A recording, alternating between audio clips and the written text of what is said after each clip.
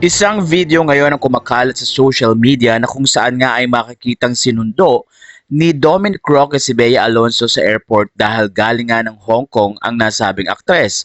Kaya naman marami ang nagtanong kung totoo daw ba o legit ang nasabing video.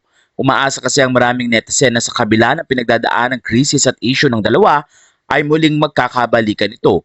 Matatandaang sa post ni Bea Alonzo, ang sinabi lang niya ay na-end ang kanilang engagement.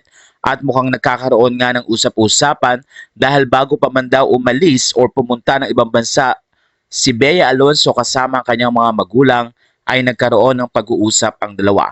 Sa videong ito ay makikita si Dominic Roque kasama si Bea pati ang kanilang aso at sana nga daw ay ito na ang start ng pagkakaayos nila. Pero marami naman na nagsasabing baka daw hindi latest ang nasabing video dahil napansin nilang mahaba ang buhok dito ni Bea Alonzo.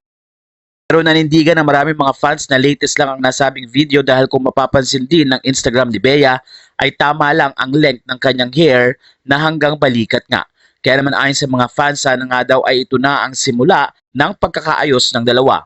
Ayon sa comment ng mga netizen, Bea and Dom forever, God willing. God bless Bea and Dom, huwag niyong sukuan ang isa't isa.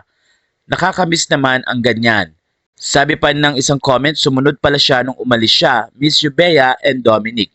Sa puntong ito ay kitang-kita ang pagmamahal ng mga fans kay Bea at Dominic Roque. Nang tanungin nga ng mga netizen kung totoo or latest ang nasabing video, sumagot ang Bea Dom Diary na siyang nag-post ng video na ayon sa kanila ay nangyari ang ito or ang pagsundo ni Dominic Roque kay Bea sa airport noong January 2024.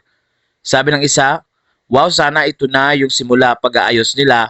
Okay lang kahit di matuloy wedding, marami pang time at panahon. God perfect time.